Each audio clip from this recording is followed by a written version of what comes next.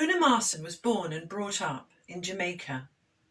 At school, she said she learned about Shakespeare and Milton and Wordsworth from her English teachers. It was only later she realised she had been taught nothing about her home country.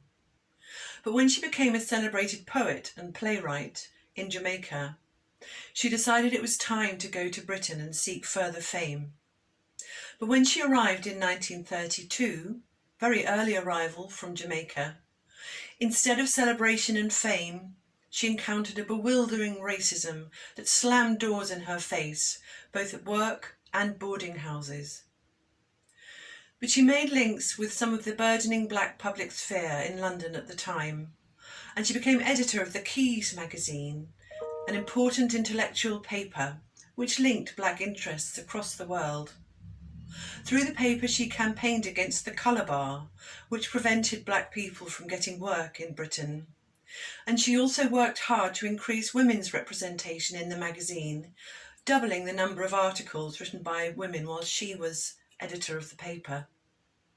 Eventually, she became the first black woman producer at the BBC, an incredible achievement.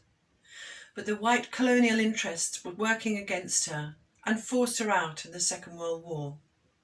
But she's an extraordinary example of how some people experience several kinds of prejudice.